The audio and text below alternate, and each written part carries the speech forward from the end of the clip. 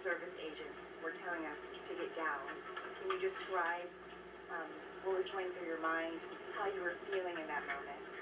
That's a very good question, actually. It's always shocking when something like this happens. Happened to me a little bit. And that never changes. The fact, we were sitting right next to each other, First Lady on my right, and I heard a noise and sort of thought it was a tray. I thought it was a tray going down. I've heard that many times, and it was a pretty loud noise. And it was from quite far away. He hadn't reached the area at all. They really got him. But, so it was quite far away, but it was a gun. And some people really understood that pretty quickly. Other people didn't. I was watching to see what was happening. Probably should have gone down even faster. Melania was very cognizant, I think, of what happened. I think she knew immediately what happened. She was saying, it's a bad noise. And we were whisked away along with other people, but we were really whisked away. And again, the performance of the Secret Service and the police, all of the law enforcement, I thought was really good. So it was very quick. There wasn't a lot of time to be thinking, because it was a matter of seconds before we were out the door and gone into an area. We very much, and you wanted to too, we very much wanted to continue it, because I don't like to let these sick people, these thugs, these horrible, horrible people, change the fabric of our life, change the course of what we do. So we held out. You were there. We held out right till the end, but they didn't want to take a chance, and I understand there was protocol. But we're going to be doing one hopefully within the next 30 days or sooner, and I am ready, willing, and able, and I was all set to really rip it. And I said to my people, this would be the most inappropriate speech ever made if I said one. So I'll have to save it. I don't know if I can ever be as rough as I was going to be tonight. I think I'm going to be probably very nice. I'll be very boring the next time, but we're going to have a great event. And you did a fantastic job. Thank you very much. Peter, go ahead. Thank you, President Trump. There's a report in the New York Post that this assailant assembled his weapon somewhere on site at the hotel. What do you think about that? And I ask respectfully, why do you think this keeps happening to you?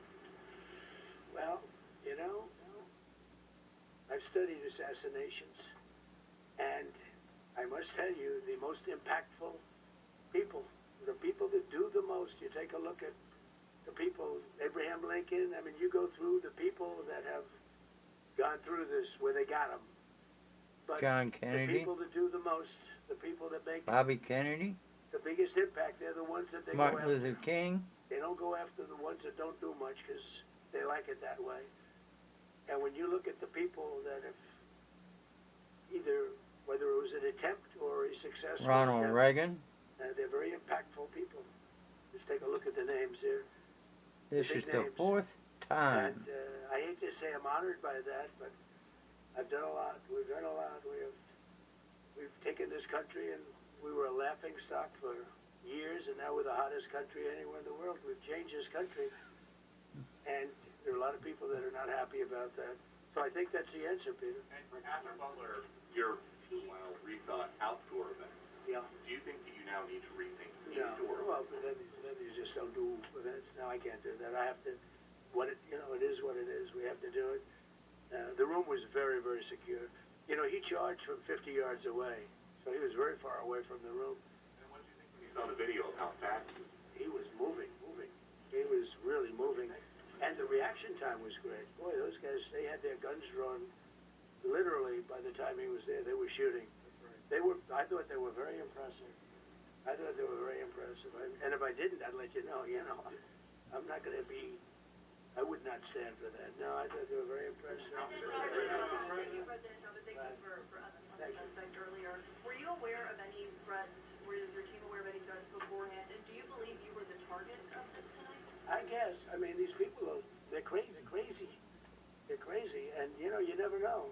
He was very far away from me. He had to go through a lot. We had resources all over. We had resources sitting at tables, literally in disguise, sitting maybe at your table, who knows? But we had people all over the room, so he had a long way to go. That was really a first line of defense, and they got him. And they really, you know, they acted incredibly. No, we've had no, there was no notification, we had no idea. Go ahead, Kate. Any political motivations from this? Well, you never know. Now, we'll be able to tell you that maybe by tomorrow or the next day. You know, he's in custody and they're asking him a lot of questions. I guess they're going over Todd and they're already at his apartment. He lives in California. And they're over there, so they'll be able to tell you. Thank you, Kate. Did the suspect say anything or ignoring anything that would allege some type of motive here? No. I mean, he was a guy who looked pretty evil when he was down. You know, they had him down. He was fighting hard. He was, in my opinion, a sick person. Who would do that but a sick person? But I think you're going to find everything about him. No reason to talk about it now. But tomorrow at this time, long before this time, you're going to know a lot of things about him. They seem to think he was a lone wolf, and I feel that too. Are you concerned about U.S. service protection ability? We saw several of the detainees take minutes to be escorted out of the room. No, they acted very quickly. No, I was very impressed by Secret Service. I mean, I'm the one, and Mark, Wayne, you would agree with that, I think. I'm the one that would complain. You don't have to complain for me. I would be complaining. I'd be up here right now saying they didn't do their job. Oh, believe me, because, you know, it's my life. And I want to live because I want to make this country great. That's why I want to live. But when you're impactful, they go after you. When you're not impactful, they leave you alone. Okay, a couple of more. Go ahead, please. Is there any indication that this shooting could have been linked to the war in Iran? I don't think so. But you never know. We're going to know a lot. We have the best people in the world working on it, and we're going to know a lot. Please. Mr. President, you, as well as some of us who have covered Butler, experienced another horrific day 2 years ago. Yeah.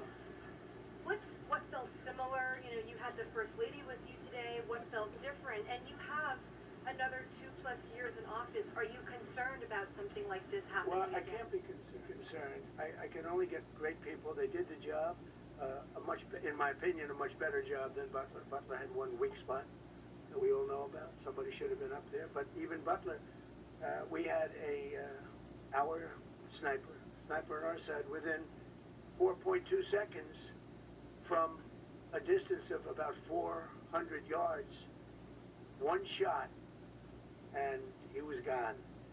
And if he didn't do it, now, you know, he's David. His name was David.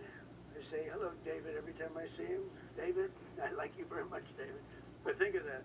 Now, if he doesn't hit him, and he hit him right between the eyes from 400 yards without any notice, nobody knew. He heard a sound. He looked over, and there was actually a tree that was somewhat in his way. You know the story very well. And he aimed, he fired, and if he didn't do that, beyond me, he would have had a lot more people killed. We lost one great person and 2 people very badly hurt. They're okay now. But, no, that was, so in a sense, you know, it was pretty amazing the job they did. But they did have that one weak spot, as you know. They should have had that covered. Tonight they had everything covered very quickly. And he was fast. He was running full blast, and they got him before they got any further. I was very far away. You know, he hadn't anywhere close to breach the doors of the ballroom. The ballroom was sealed, and everybody in there. That's why once those doors opened, they didn't want to do tonight. If the doors weren't opened, we could have probably done it tonight. But I think we're much better off rescheduling. Yeah, please. Mr. President, for you and perhaps Juan as well, what is the level of confidence that this was a lone actor, and has the suspect made any statements to police while in custody? Yeah, I think it's just my profession. We have great professionals up here and outside that have been working with us. My impression is he was a lone wolf, whack job. These are crazy people. And they have to be dealt with. We had that in the second attempt, as you know, and he's spending life in prison. Because if you let him out, they'll probably, you know, if he serves 10 years or 15 years, you let him out, he'll probably try it again with somebody else. They're sick people. We have a lot of sick people. But you're going to know, I think very shortly, you're going to know, Todd, a lot about him. You're going to know a lot about him. Yeah, a couple of more. Yeah, please, go ahead. Are you concerned about political violence? This could be politically All motivated. violence. I'm concerned about everything. But I can't be so concerned that you can't function. No, I'm here. It's a dangerous profession. You know, I tell the story, race car drivers, I think it's very dangerous. So you take 1% and then take about 10% of 1%, just to break it down very easily, they die. So much less than 1%, 10% of 1%. I think bull riding is very dangerous. If you take about the same, 10% of 1%, much less than 1%. But if you take presidents, it's 5.8%. And about 8% are shot at. So nobody told me this was such a dangerous profession. If Marco would have told me, maybe I wouldn't have run. Maybe I would have said, I'll take a pass. No, it's a dangerous profession, but I don't view it that way. Look, I'm here to do a job. As part of the job, it is a dangerous. I can't imagine that there's any profession that's more dangerous. But I love the country, and I'm very proud. I'm very proud of the job we've done. You see what's happened. We have a great country. We've got, I think, the most successful, the hottest country anywhere in the world. This happened over a period of just a year, and we're going to do great things. But with that come risks. There's no question about it. Yeah. So much political violence, not just aimed at yourself, but at other members of Congress, state house speakers, you name it. Is that just the cost of doing business to do politics in America anymore? Yeah, well, What does that say about our elsewhere country? too. Yeah, we're not the only country. You look at this great violence with all countries. I was talking to somebody from another country today, and they have numerous assassinations of political figures all over the world. You look at South America, it's like some of the numbers are just horrific. It's dangerous stuff, whether it's here or someplace else. No country is immune. No country. Good question. At this point? Well, probably if I decided to just not do much, you know, let everybody rip us off and take advantage of us. Look, we're leading the world in trade now. We're leading the world in the military. We're the greatest military in the world. I rebuilt it in my first term, and now we use it because we have no choice. We can't let, as an Obama example, Iran, dismantled it. we can't let them get a nuclear weapon. Everything will be peanuts compared to that if they ever were given a nuclear weapon, and they'd use it too. Marco and I were talking about it today. They would use it without even hesitation. We can't do that. It was a shame. I said, oh boy, look at the numbers. We just broke 50,000 in the Dow. We just broke 7,000 in the S&P. They said we couldn't do it in 7 years, 5 years, 4 years. They were saying maybe in 5 or 6 years. And we did it in 1 year. And I called everybody together. I called all of these people and others, and I said, we have to take a little journey. I say to do this. We just had the great number. We just broke 50,000. Wasn't supposed to happen during my term. Wasn't reachable. Did it in 1 year. And I said, we're going to have to make a journey to Iran. They're going to have a nuclear weapon if we don't do it. We had the B-2 bombers take them out. I terminated in the first term the Obama agreement, the Iran nuclear agreement, which was a disaster. That was a road to a nuclear weapon. They would have used it. They would have used it 100%. So, you know, when you do things like that, you become a target. If I wasn't doing that, I guess I'd be a lot less of a target. But I'm honored to be. Okay, one more question.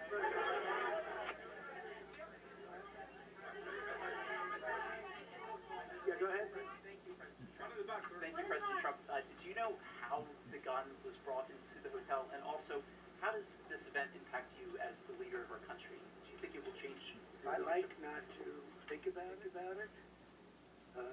I lead a pretty normal life, considering, you know, it's a dangerous life. I think I handle it as well as it can be handled. I think a lot of other people, you know, you read stories where they become basket cases. To be honest with you, I'm not a basket case. I really take it as it is. I do it for the country. I'm not doing it for any other reason. I have a first lady who's doing a terrific job. She loves the country, and she recognizes it better than anybody. She's told me numerous times. She said, "You are in a dangerous job," but that goes along with her too. I mean, it's dangerous for her too. We sat there tonight. We heard that noise, and it was either a tray or a bullet. I was hoping it was a tray, but it wasn't. And again, we had some very brave people doing a great job, so we're very proud of them and happy with them. I just want to thank everybody. They will be able to give you all that information as to the names and everything else. I think we released the names already. Most of you would have it, but his name. We appreciate it. I see so many tuxedos and beautiful dresses. It was a little different evening than we thought, but we're going to do it again, and we have a great chairman who we're so proud of, and we have to make it better. We'll make it safer, I guess, right? But we're going to make it even better. Okay, thank you very much. Thank you.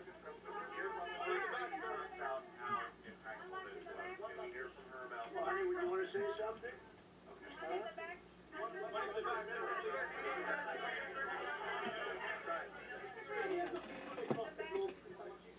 You demonstrated courageous leadership, and thank God you're alive, all of us are alive today. What is the message that you want to give to the world that this should change? What corrective measures can we take from here on? Well, all you can do, look, I don't care how many people you have, how good they are. They can be the greatest people. You have the greatest security in history. If you have a whack job who's got a brain, but it's a little bit distorted or a lot distorted, they can make trouble. I would say, Pete, right? You know, they can make trouble. Some of these people are of genius level IQ, and they're nuts. So it can be trouble. So you do absolutely the best. You get the best. We have the best people. Well, look, it was proven tonight. He started running from 50 yards, and he was fast. He was like a blur on tape. He was moving. It was very impressive the way they got him.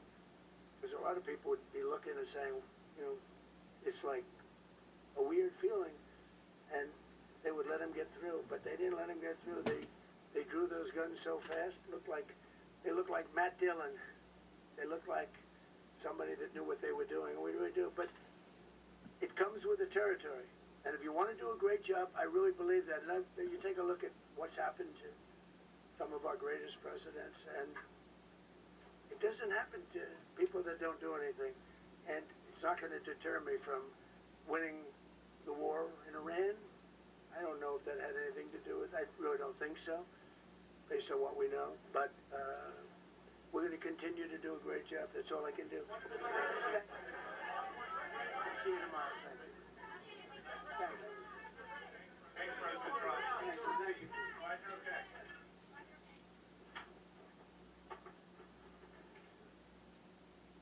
And that was the president addressing the nation after a shooter opened fire very near where the White House Correspondents' Dinner was unfolding. The president, first lady, vice president, all cabinet members are safe. Our own people were actually in the room as well. NTD's Capitol Report staff, Steve Lance, the host, our White House correspondents, Iris Tao and Mario Tsu were in the room, and some of our folks at the Epic Times were there as well. Lots of breaking news tonight, and an emotional moment unfolded backstage at that White House Correspondents' Dinner as attendees waited for more information about the incident. Erica Kirk, wife of Charlie Kirk, was seen running through the area in tears, saying, "I just want to go home." That's according to a poll report. She was escorted out of the building as guests were being held, and security continues assessing the situation.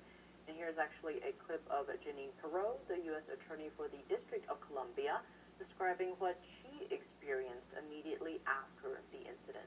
Take a listen. I'm at the Washington Hilton. I've been taken out of the main ballroom after the sound of the shots fired. The Secret Service is now in charge of this building, this hotel. I just spoke to Mayor Muriel Bowser. She is on her way, and Chief Jeffrey Carroll is on his way. He will be in charge as soon as he gets here. And to recap what happened in the moment, most at the event were first alerted of danger by a loud noise from just outside the ballroom. The president in that press conference saying he was hoping it was a dish falling and not bullets. Secret Service agents then yelled "shots fired" and fanned out across the ballroom to secure the president, vice president, and other cabinet members. Now, sources report that a gunman was apprehended in the lobby when he tried to rush the metal detectors known as magnetometers. Now, the shooting took place at the Washington Hilton. It's one of the most well-known event venues in the nation's capital. President Trump has boycotted the dinner throughout his first term and also skipped it again after returning to office for his second term. Now, the last time he attended before that was in 2015. It's a major hub for high-profile events. The venue regularly hosts large national gatherings, including the annual White House Correspondents' Dinner. Now, the hotel is also a historically significant location. It's the same site where President Ronald Reagan survived an assassination attempt back in 1981. And we will give you a lot more updates after a very quick break.